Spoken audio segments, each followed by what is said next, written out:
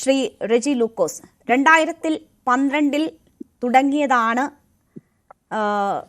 ഈ വ്യായാമമുറ. അത് വർഷങ്ങളായി ഇങ്ങനെ പ്രചരിച്ചാണ് ഇവിടെ വരെ എത്തിയിരിക്കുന്നത്. ഒരു റിട്ടയർഡ് സൈനിക ഉദ്യോഗസ്ഥനാണ് ഇതിന് പിന്നിൽ. പക്ഷേ മലബാറിലൊക്കെ വളരെ വ്യാപകമായിരുന്നിട്ടും സംസ്ഥാനത്താകെ ഏതാണ്ട് 1000-ഓളം യൂണിറ്റുകൾ ഉണ്ടായിരുന്നിട്ടും ഇതിങ്ങനെ കേരളം വ്യാപകമായി നല്ല രീതിയിൽ അറിയുന്നത് പി മോഹന്റെ സമ്മേളന വേദിയിലെ പ്രസ്താവനയോടുകൂടിയാണ്. അത് വാർത്തയായതോടുകൂടിയാണ്. വലിയ ആശങ്ക അദ്ദേഹം പങ്കുവെക്കുന്നു. ഇതിന് പിന്നിൽ മതരാഷ്ട്രവാദികളാണ് എന്ന് പറയുന്നു. CPM-ന് എന്തൊക്കെയാണ് ഇത് സംബന്ധിച്ചുള്ള ആശങ്കകൾ?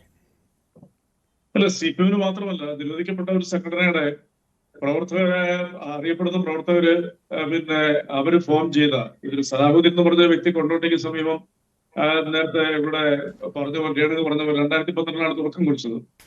10 വർഷം ഇത് ഒരൊറ്റ സെന്ററിൽ മാത്രം പ്രവർത്തിച്ചു. പൊടുന്നനെ 2 വർഷക്കാലമായിട്ട് 1000-ഓളം ശാഖകൾ ഈ മിഡിൽ ഈസ്റ്റിലും ക്രൂഡ പോലുള്ള സ്ഥലങ്ങളിലും ഇതിന്റെ ബ്രാഞ്ചിൽ തുടക്കം കുറിച്ചപ്പോൾ സ്വാഭാവികമായിട്ടും അത് ഈ പറയുന്ന മോഹൻമാഷ് ആരോപിച്ച പോലെ വാട്സപ്പ് അഡ്മിനിലായി പ്രവർത്തിക്കുന്ന 2 പേർ മുൻ അല്ലെങ്കിൽ നിരോധിക്കപ്പെട്ട പോപ്പുലർ ഫ്രണ്ടിന്റെ ഭാരവാഹികളാണ് എന്നുള്ളത് അത്ര നിസ്സാരമായി കാണാൻ പറ്റത്തില്ല. അപ്പൊ അതിന്റെ പേരിൽ ഒരു സംശയപരമായ രീതിയിൽ അതിനെ വീക്ഷിച്ചപ്പോൾ അതിൽ ചില വസ്തുതകളൊന്ന് മനസ്സിലാക്കി മോഹൻമാഷ് ബഹുമാനപ്പെട്ട പാർട്ടിയുടെ കോഴിക്കോട് ജില്ലാ സെക്രട്ടറി ഇതിനെക്കുറിച്ച് ആരോപണം ഉന്നയിച്ചപ്പോൾ അത് അന്വേഷണത്തിന്റെ എന്താ പറയാ അന്വേഷണത്തിലേക്ക് തന്നെ ആ പ്രസ്ഥാനം നീങ്ങേണ്ടതാണെന്നുള്ള കാര്യം യാതൊരു തർക്കമില്ല.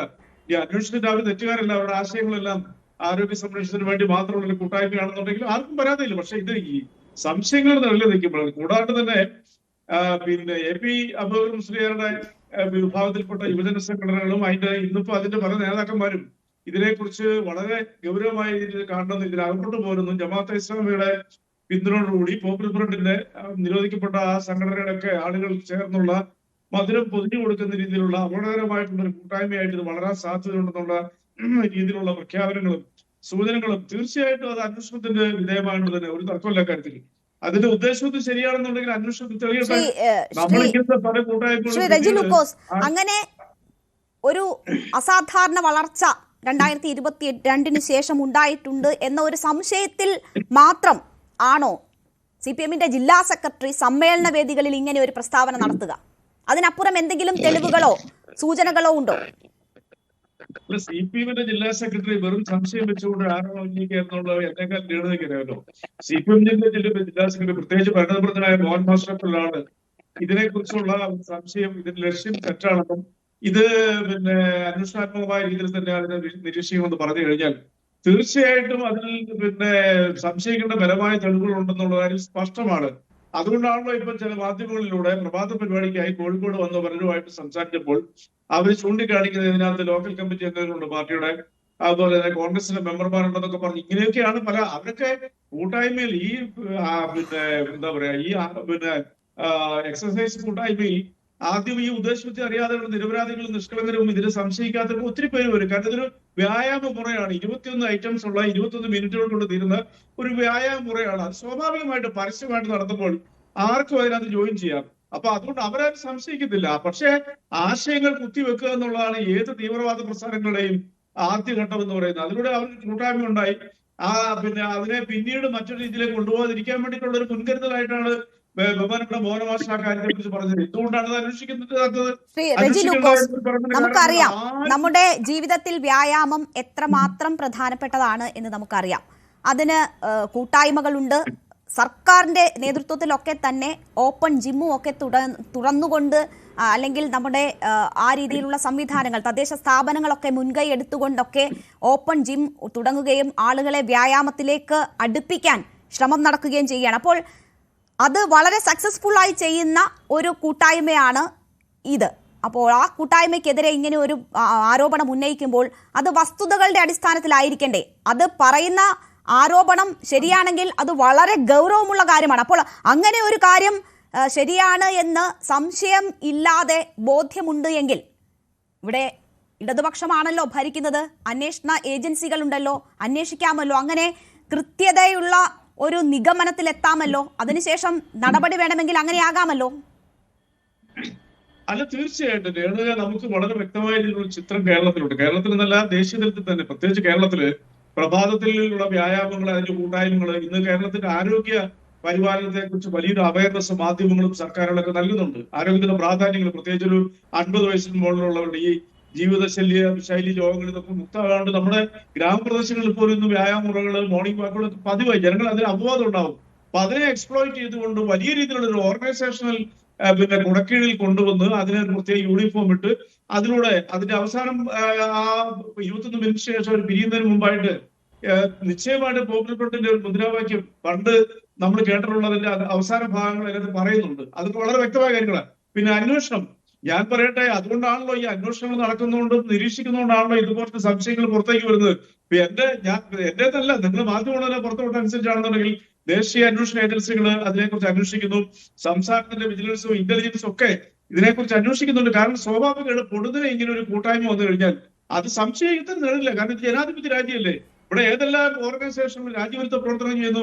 ഈ ഗവൺമെന്റിന്റെ എത്ര എണ്ണത്തിനെ പിടിച്ച് അകത്തിട്ടുണ്ട്, എത്ര പേരെ വെടിവെച്ച് വന്നിട്ടുണ്ട്. ദേശത്തിന് വിരുദ്ധമായിട്ടുള്ള ആശയങ്ങൾ പൊതിഞ്ഞ് ആര് നൽകുന്ന സംശയം ഉണ്ടായാലും അതിനെ സംശയത്തിന്റെ നിഴലിൽ നിർത്താതെ അന്വേഷിക്കണം. അക്കാര്യത്തിൽ ഒരു തർക്കമില്ല. ഗവൺമെന്റിന്റെ ഭാഗത്തു നിന്ന് അത്ര അന്വേഷണം നടക്കും. അത് എന്തെങ്കിലും ദുരുദ്ദേശം അങ്ങനെ എന്തെങ്കിലും അന്വേഷണം നടക്കുന്നതായി താങ്കൾക്ക് അറിയാമോ ശ്രീ റെജി ലൂക്കോസ്? കേട്ടില്ല. അങ്ങനെ എന്തെങ്കിലും അന്വേഷണം നടക്കുന്നതായി വിവരം താങ്കൾക്ക് അറിയാമോ? അല്ല, ഇന്ന് മാധ്യമങ്ങൾ റിപ്പോർട്ട് ചെയ്തിട്ടുണ്ട്. പിന്നെ ദേശീയ അന്വേഷണ ഏജൻസികൾ ദേശീയ അന്വേഷണ ഏജൻസികൾ അന്വേഷിക്കുന്നതായുള്ള സൂചന ഞാനും കണ്ടു. സംസ്ഥാന സർക്കാരിന്റെ ഭാഗത്തു നിന്ന് അത്തരം ഏതെങ്കിലും തരത്തിലുള്ള അന്വേഷണം നടക്കുന്നുള്ളതായി വിവരമുണ്ടോ?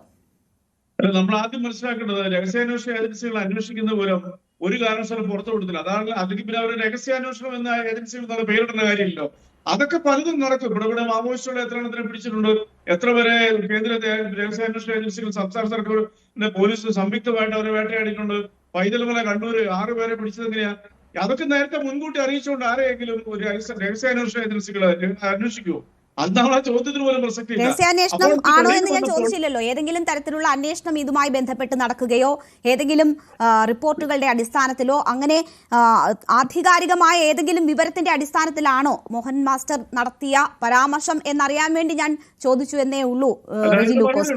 വളരെ പരസ്യമായി ഒരു കാര്യം കൂടി, വളരെ പരസ്യമായി തുറസായ സ്ഥലങ്ങളിലാണ് ഇത് നടക്കുന്നത്. ഈ വ്യായാമ കൂട്ടായ്മകൾ ചേരുന്നതും അവിടെ ഈ എക്സസൈസ് മുറ അഭ്യസിക്കുന്നതും മാത്രവുമല്ല, ഒരു രാഷ്ട്രീയവും ഇല്ല.